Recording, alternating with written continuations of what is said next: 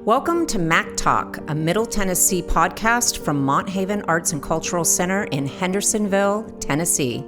I'm Ruth Chase, the MACC's Regional Arts Director. Today's episode is brought to you by our friends at Levitt Family Medicine. Thank you, Ruth, and welcome everyone to MACC Talk. I'm your host, John Pitcher. We like to think of the MACC as a cultural town square where we encourage everyone to be their creative best. So, Ruth, what sort of creative things have you been up to lately? Well, how much time do you have, John? Well, let's just go with it and see what happens. Well, first off, I'm right in the throes of putting together an amazing exhibition and film preview or film screening. One of the things that I'm up to is an amazing exhibition with Anne Goetze. And that will include her oil paintings and a film screening. So I'm super excited about that. You're involved in because you're our regional arts director. That's right. And you oversee all this wonderful stuff in our Papillon Gallery. Yeah, we have so much talent in Tennessee. And it's, as you know, I'm also an artist. So for me, I get to work with the best of the best. And it brings me so much joy to be working with these artists. Also knowing where they're coming from and often being able to give them what I would want if I were having an exhibit. Yeah.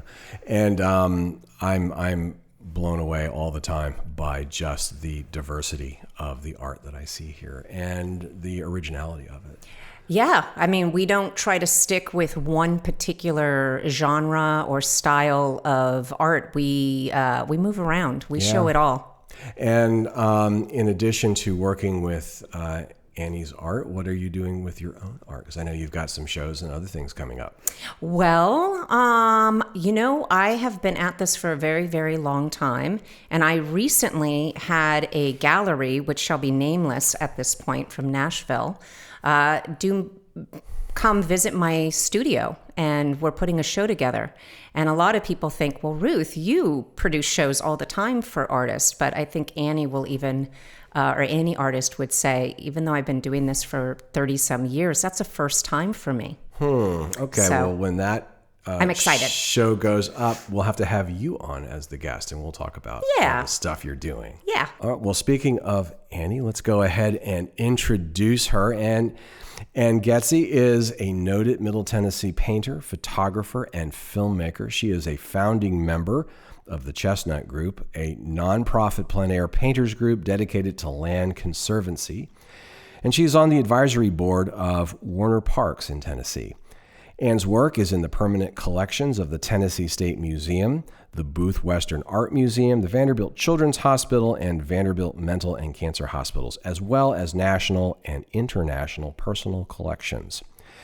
Anne is here today to talk to us about her documentary film, The Living Land, which gets a screening at Monthaven on June 1st, 2025. This beautiful film is a cinematic ode to nature, music, and poetry, bringing well-being, conservation, and beauty into our lives through all 4 seasons of nature's artistry. A collection of her oil paintings will also be on display at the MACC from May 13th to June 29, 2025. We are thrilled she is here with us today, and welcome to MACC Talk. Thank you. Thank you for having me. Well, I actually watched The Living Land last night. I screened it off the PBS site where it has been showing. And I have to say, it's one of the most enjoyable 56 minutes and 53 seconds that I have ever experienced. It is an absolutely beautiful documentary. Bravo. Thank you. That makes me feel good. Okay. Well, tell us, just to get us started, why don't you tell us what the Living Land documentary is? What are we going to see and hear when we see this? Yes, it's a large, it's a combination. It's a collaboration because it's about nature. Mm-hmm. That is our visual, it being about nature. And it really spans over probably a good decade of gathering footage of Tennessee. Now, it covers all of Tennessee, but it's mainly filmed in Middle Tennessee because this is my radius. And it's my world. So I see it through all those seasons. My son also is a contributing with his footage, and he's a wildlife photographer mainly, and birds are his particular passion. So we've combined those, and we also have help with Ken Tucker. Ken Tucker was with Tennessee Wildside for years, and he helped with the editing as well. So we started collaborating on this project in 2020. And it went through a lot of phases and a lot of re-edits, and then there was old footage, and then what to keep. But even during that process, how things evolve. So it's also where I have with not just with the nature, but there's also the music that goes along with it and the poetry. And to me, all of that becomes one piece, because art is all about all of that. It's the visual, it's the music, it's nature, it's those things that inspire us. And that is a body of work then at the end. Well, I had sort of that impression after watching it. I was kind of thinking, wow, we contemporary Tennesseans now have our own documentary equivalent of Vivaldi's The Four Seasons. Those Four Seasons, of course, they're musically spectacular. They're very, very colorful and descriptive, but each one of those concertos was accompanied by a poem or sonnet. And I was kind of struck about how almost every art seemed to find a way into your documentary. I mean, there was this beautiful poetry, from everyone from, Robert Louis Stevenson to Robert Frost. But there's also very, very lush and emotionally compelling music, and of course the stunning visuals. So I really felt like this is something very, very impactful in terms of just how it affected me. And then speaking of that, what was your inspiration for creating this? It's such a big piece. Yes. I don't know if it was one factor that was the inspiration. I think it was something that kept growing and also gnawing at me to do. And, we're losing a lot of our land in Middle Tennessee particularly. So I'm hoping that this will help, I think, inspire others to fall in love with everything that nature has to give us as gifts. And when we love something, then we will take better care of it. And we really need that love to happen with our land and resources right now, so that it can be protected, and there be some conservation efforts. And it's going to take everybody coming together in their own particular way, not just one way to do it, but every individual to do what they can do to participate, because it affects us all. You mentioned it was put together, I guess maybe is the word, over a 10-year period. So it was a big project, a real opus on your part. What are some of the specific locations? Well, I live out in the Leapers Fork area in Williamson County. So that is kind of like the core area, because depending on the weather or the seasons or things, it was easy to just, grab your gear and go out and film. And so that's one of the core areas, but it's Middle Tennessee. And really, when you look at these scenes, you definitely know that it's Tennessee, whether it be sometimes East Tennessee or West Tennessee. You just know that it's this beloved area. Yeah. And I love the geography of Tennessee. And of course it is so varied from east to west. Look how diverse. But it has a look that you don't really see anywhere else. Yeah, we have that atmosphere. I call it the Tennessee Hills. It has that haze, the blue haze. Even when I'm in there painting and stuff, I'll see these colors. And of course, we have painting, and then we have the film. But to me, that's almost close to one and the same too. Right. Oh, but I wanted to also say about with that collab. But you have Williamson County, but there's you're in East Tennessee for some of it, right? And you're in West Tennessee. You're in West Tennessee. What any specific locales where you? Well, I moved here from Memphis probably over 40 years ago. So, that whole Delta area is kind of embedded, and my mother still lives there. So when I would go back and forth, and I still do, she just turned 93. Congratulations to her. Huh? I know, a big influence, Bless a big her heart. birder. So that was a big influence too. So I wanted to have that included. And so that's the Germantown area, West Tennessee, sometimes just stopping along Interstate 40 and veering off and film. Just finding something that seems inspiring. Yeah. You can just see it and say, because you're a filmmaker. Like, look at that. I got to and pull a off painter, the road. so it's like, I could put a frame around that. Yeah, like, get off the road. Okay. Stop and look at Wonderful. this. It's beautiful. Well, where in East Tennessee did you go? Mainly around the Smokies for that. And the Cumberland, the whole Cumberland region, though, too, is fabulous. There's also with interviews in the film that are with conservation groups. Yeah. 10 Green is one of them. They've done an amazing job of really saving so much land here in Tennessee. And a lot of it is that Cumberland region, the Cumberland Mountains. And then we ease more into the Smokies. Okay. But they're all over Tennessee, really getting in there, helping to save our land. We're speaking with artist Anne Goetze, whose exhibit, The Living Land, is on display at Monthaven from May 13th to June 29th, 2025. We'll be back after this important message. At Levitt Family Medicine, we believe that health is more than just physical. It's emotional, mental, and even creative. Engaging with the arts has been shown to reduce stress, improve mood, and support overall well-being. Whether it's painting, listening to music, or attending a local art event, the arts offer a powerful way to heal, connect, and thrive. As proud supporters of the arts in our community, we encourage you to make creativity a part of your wellness routine. Your health isn't just our priority, it's our passion. Learn more about our approach to care at LevittFamilyMedicine.com. Levitt Family Medicine. Compassionate care, whole person health. We're back with artist Anne Goetze. Well, tell me a little bit more about you mentioned Ken Tucker. Tell me a little bit more about your collaborators. 'Cause now Ken was he the one who was responsible for some of that spectacular drone footage? Yes. Because it's just, that's like, some of what I was seeing there was really breathtaking. Yeah.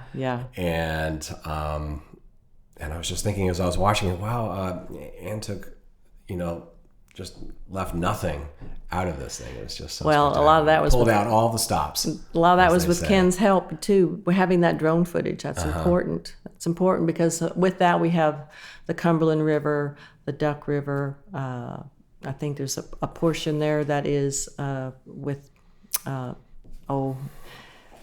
Reelfoot Lake, and West Tennessee. Yeah, so we do have that great drone footage, and then with our important rivers, and of course the Duck River's under threat right now, so that's another thing that we want to make sure that we highlight is our water, because that is a resource right now with the influx of people moving in, that to have clean water, that's a very huge thing for us to be paying a lot of attention and love to.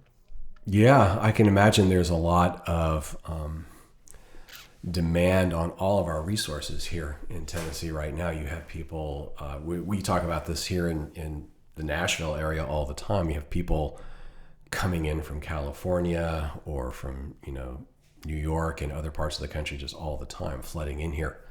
So they're bringing, their ever increasing demand for our resources with There's them. a demand for the resources, and of course we can't blame anyone for wanting to be here because of the beauty, but that's exactly the reason to be paying attention to preserving it too. Right.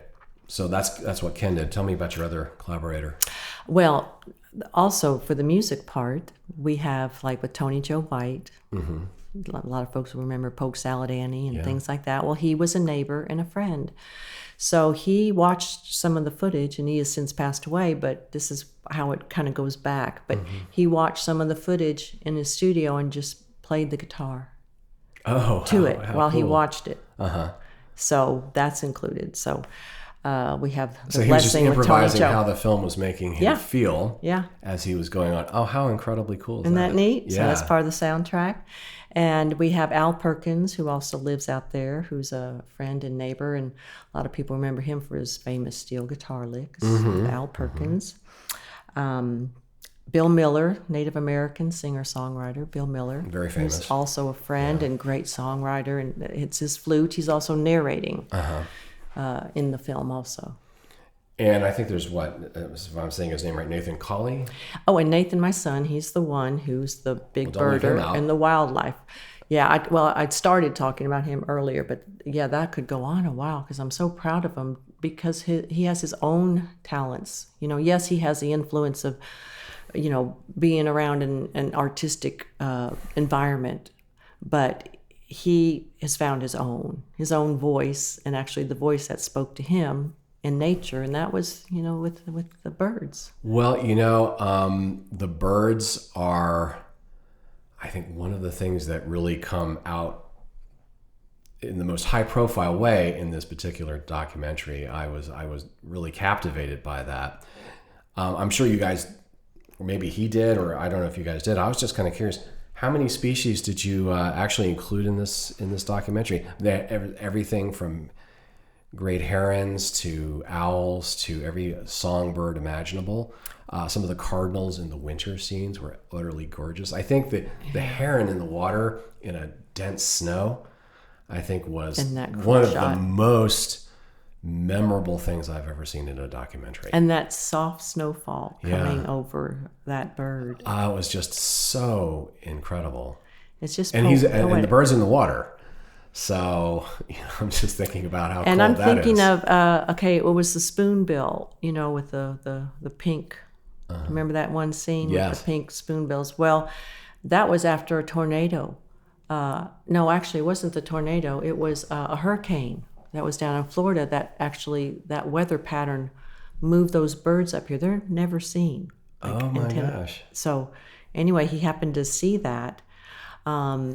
As all of these birders follow the same type of information things and Birdcast and eBird and things like that. So someone said that they had spotted the Rosetta spoonbill. So and it actually ended up being in Spring Hill, Tennessee, in the middle of a neighborhood. Is where these birds landed.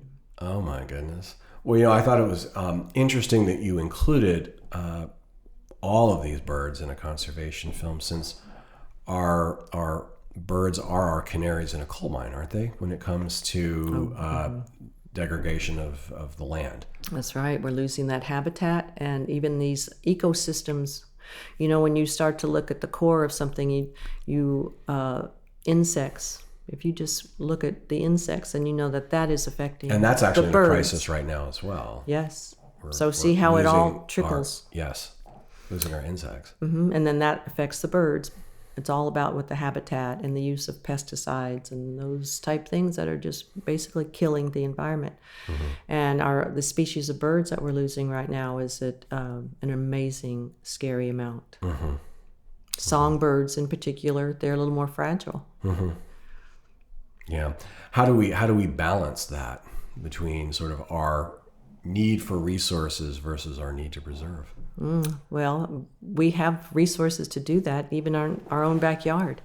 You can be setting up some sanctuaries for the birds and not using pesticides and doing things and plant pollinator things for the bees and all of that. Bees in particular is another major thing that if we lose that, then there's no life, period. Right. All across the board. So we can be doing things at these small levels and then saving areas that have that larger habitat and then have that grow to like an ecosystem, such as look at Warner Parks years ago. They thought, oh, that's so far away from Nashville, but now Nashville is growing around it. And there's over 3,000 acres that they have slowly been able to buy up to protect an ecosystem. Yeah, I think Nashville reminds me of where I grew up, which was the Washington, D.C. area. Because I grew up there, I was there before Dulles Airport opened up. So now it's you think of it as the Dulles, D.C., Baltimore corridor. You don't even think of it, as just this one place. And we have sort of our Nashville, Murfreesboro, Franklin corridor now. Mm-hmm. It's just all sort of right, built out, and yeah, that would have a tremendous impact on our environment. Yes, it does. So I think when you were asking the question too about that inspiration, it's all of those things that come together that kind of moves you into action. Mm-hmm. Instead of it being like, oh, I think I'd like to do this, or I want to do that, or it's a dream to do this, but it has spurred me more into action. Mm-hmm. To do something, to kind of get out of my little shell too. Right. Okay. We're speaking with artist Anne Goetze, whose exhibit The Living Land is on display at Monthaven from May 13th to June 29th, 2025. We'll be back after this important message. Levitt Family Medicine reminds us that making art is more than just creative expression. It's a powerful path to better health and wellness. Whether it's painting, dancing, writing, or playing music, art can reduce stress, ease anxiety, and even help manage chronic pain. Studies show that engaging in the arts boosts mental clarity, emotional resilience, and connection with others. So the next time you pick up a paintbrush, join a dance class, or lose yourself in a favorite song, remember you're not just making art. You're making space to heal, grow, and thrive. Art heals. Art connects. Art matters. This message is brought to you by Levitt Family Medicine, reminding you to nourish your creativity and your well-being. Find them online at levittfamilymedicine.com. We're back with artist Anne Goetze. Well, you interview quite a few people in the film, and one who they were all fascinating and interesting, but one who said a few things that really struck me was, I believe, Tracy Frist, who was referring to nature as her church and nature as her communion. And this is what was so important to her. Could you comment a little bit about sort of the spiritual dimension of this? Because I noticed that there's in this film, in addition to it just being an environmental conservation film, there is a certain sort of healing aspect to nature that's mentioned, and also sort of a spiritual aspect. Yes, I think that's really the core. That's the core of it, because and the biggest inspiration, truly. That's what moves our souls, and nature moves our souls, and creation. Nature is creation. It's God's creation. Mm-hmm. So all of that it's there for us. It doesn't matter how we express our faith or a denomination. Mm-hmm.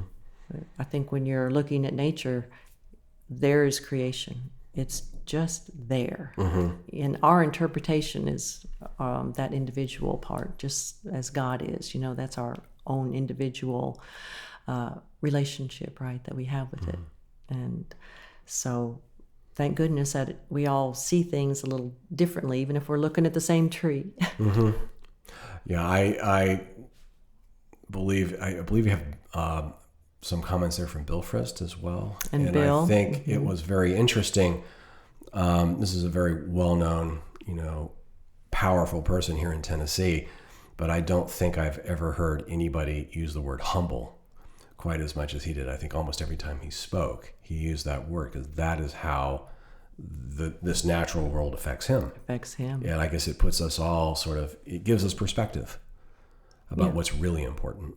And it puts us all on this same level playing field, right? Because it's something that matters to us. And knowing Bill and Tracy, they are humble people. Mm-hmm. And their love for nature shows in how they live their life, too. So it's not some separate thing, and then they're living another way. They're walking the walk. Yes, they as are. They talk the talk. So, well, in addition to all the birds, I noticed there were many, many other animals, a lot of wildlife in the film, and one that really struck me were noticing buffalo I was thinking, are we in the plains now? Well, where were the buffalo That's filmed? Williamson County. Okay. Hey, we have zebras out there now. Okay. But the buffalo have been around for a while. And it's just at an individual's farm. That one took me a little bit by surprise. I guess we could also go to Hole in Wall and see the elephants. But The elephants, too. We have an elephant sanctuary here in Tennessee. That wouldn't be as native. That wouldn't be quite the same. No, they're not indigenous. Yeah, so that's a farm that's actually down the road, and this fellow, he has had a herd of buffalo for as long as I've been out there, which was over 30 years. He's had a herd of buffalo. They look quite at home and natural in that environment. They seem quite happy. And no one messes with them. Yeah, so they don't have anyone hunting them. They're pretty powerful. They've gotten out before, and when they are powerful. How do you round up buffalo? Yeah. So everyone was on their trucks and their four-wheelers and their horses and everything just to kind of try to guide them back. It's not like you're going to lasso a buffalo. I also noticed, and I was curious, at least one rattlesnake, I believe. Did you, where was that filmed? We had a lot of different snakes to kind of edit through. But there's one very, very one that, because that lingo that goes with it, looking rattlesnake. Because what we don't know, one fears, and part of the poetry and stuff that went along with it that Bill was narrating, and it's true. Some of these things that we'll look at and go, "Oh my gosh, I'm going to have to kill it." I don't know what that is, but we're afraid of it, even if it's actually a very beautiful snake.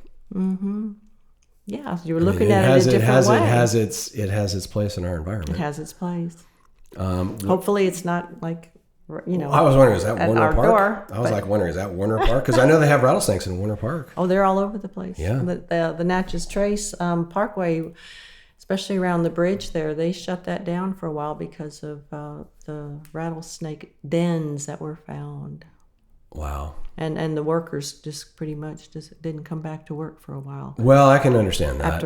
Until some of that was taken care of. Yeah. Where they could kind of get in there. So, yeah. Wildlife has got to be one of the hardest things to film. Were you looking specifically for wildlife, or was it just serendipitous? You just happened to be at the right place at the right time? I think that takes both, and a dose of patience. Some of it is like if you are after something in particular, of studying the behavior of where you can be looking for it to find it, and then you wait. Just study their behavior and hopefully be able to get close enough. Were there any surprises, things you were just not expecting, and just, we have to film this? That baby possum, little baby possum that's coming up the tree. Okay. And stuff. So that was a really neat surprise. Wow. And we had our cameras, thank goodness. Wow. So I never see a baby possum. I only see the grown-ups, so. And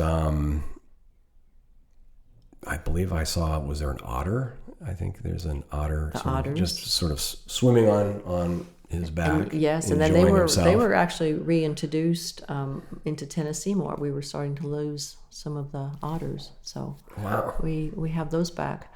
Now the Harpeth River is also in one of the interviews there with the Harpeth Conservancy. Yes.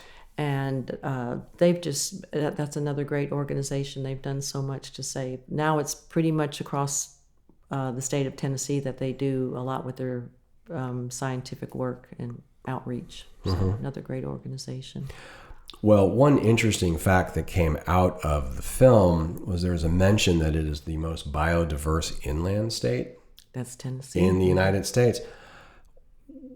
Why would that be? Why is that? Well, we have the Delta, right, with the Memphis and Jackson and the wetlands and Reelfoot Lake. And then we're in Middle Tennessee where we have the Cumberland River, the Duck River, the Buffalo, all of those type. And then we're going into the mountains. So we go from that Delta into the high mountains.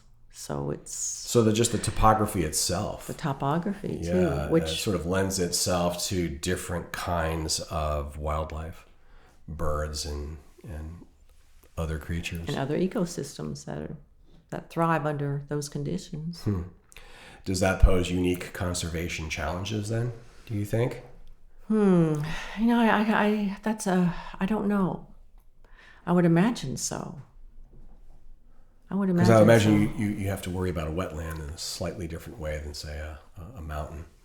True, but they're still being developed. Yeah. I mean, they'll clear a mountaintop, which is, I believe, against the law to do in Tennessee, but there aren't enough people, you know, there's not enough to go around and police everything. So you'll just kind of drive by and see the top of a mountaintop shaved.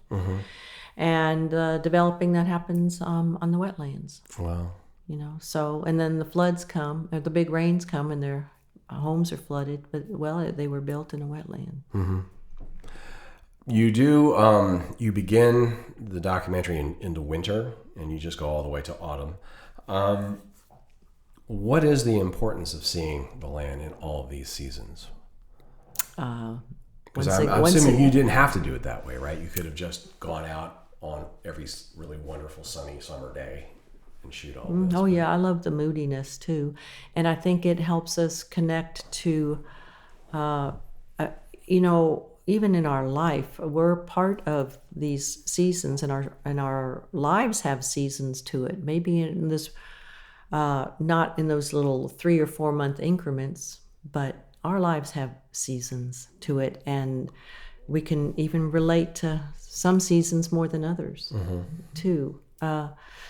And I love the beauty that's in all of them, and I try to find the beauty in all of them. Yeah. I tend to very much be an autumn person. I think I like the color. But I found myself really taken with winter in your film. I mean, I think maybe because there was such a peace, a sense of peace to it, that, and just peace and calmness that I didn't necessarily, because there's, you know, obviously spring and summer, there's all the activity of the wildlife, but there's a certain piece to the winter. It was very strikingly beautiful the way you film it all. Oh, well, you know, it's that time too, that it's there for us, right? And it's okay to be dormant. It's okay to just quiet ourselves down, right? And we can absorb and be with things in a different level. And because just like you were saying, those other seasons, they're busier. And then life is busier. And then our attention gets pulled in a lot of different directions. We have to find these little things that will help us calm down a little bit, too. And be more present in the moment. Nature does that for us. We're speaking with artist Anne Goetze, whose exhibit, The Living Land, is on display at Monthaven from May 13th to June 29th, 2025.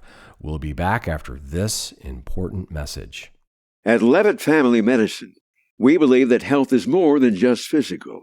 It's emotional, mental, and even creative. Engaging with the arts has been shown to reduce stress, improve mood, and support overall well-being. Whether it's painting, listening to music, or attending a local art event, the arts offer a powerful way to heal, connect, and thrive. As proud supporters of the arts in our community, we encourage you to make creativity a part of your wellness routine. Your health isn't just our priority, it's our passion. Learn more about our approach to care at LevittFamilyMedicine.com. Levitt Family Medicine. Compassionate care, whole person health. We're back with artist Anne Goetze. What were the most challenging things to film? And were there any particular seasons that were more challenging? Winter. I was just kind of thinking, standing out in the freezing cold of the snow, filming a heron out in the water would be challenging. Yes, it's challenging, but you know, you dress for it. I think really the hardest is when it's hot. You know, you can only take off a certain amount of clothes and feel cool when you're outside, and the bugs are attacking you, and all of those things. I guess that could be pretty tough. I've been camping at times in the summer when the mosquitoes are just absolutely unbearable. Yes, and we'd go, I think I'll go back to the air conditioning. You know, and luckily we have those choices. But I think it puts us in a different type of perspective to be aware of what our seasons are. And in Tennessee we have that joy that we have all 4 seasons. We do have the 4 seasons here. Sometimes all in one week. Yes, isn't it crazy? Yeah. Sometimes it'll rain, or I'll be out painting, right? Because I paint outdoors, and even with this the show, The Living Land, the paintings go along with the film, and a lot of times I'll be out there with the easel, and I'll oh, that is a great dark cloud coming up. I think I have about 15 minutes. So you can just tell. And you either paint faster or just wait for it to hit. You can just tell. Well, I'm glad you mentioned painting, because that's where I wanted to head next, because we have, I believe, 16 oil paintings in this exhibit. So we're not going to just see a film. We're also going to see your outdoor paintings. And you are an outdoor painter. I am. Tell me a little bit about that. Tell me a little bit about the paintings that are in this exhibit. These are not necessarily paintings that are directly related to the film, though, are they? I mean, you are a painter, and Correct. You paint outdoors. So, Correct. but there is a wonderful connection here. Yes, I think the connection is atmosphere and light, and that's what, whether it be photography, filming, painting, it's all about that atmosphere, and it's about light. And the light is also the spirituality of it, isn't it? True. And then how does that impress us? Mm-hmm. And then how do we express what has impressed? What comes in, what goes in, how it comes out. And I like to paint outdoors because that's really what that impression is. I'm not like looking at a photograph and being in a studio, because to me that's like copying something and not feeling it. Mm-hmm. When I'm outside, I'm feeling it. Mm-hmm. And that I'm hoping is going to show in the palette, even the way the colors are mixed. Colors, nature has a lot of grays in it. It's not necessarily a lot of bold colors. It's a lot of grays. Mm-hmm. And then when you do have those, such as in autumn, mm-hmm. but it's still a lot of grays even in autumn. And then we'll have a little blast of color. And it's exciting because you've got that. But it's that push and pull that goes between those two with the atmosphere.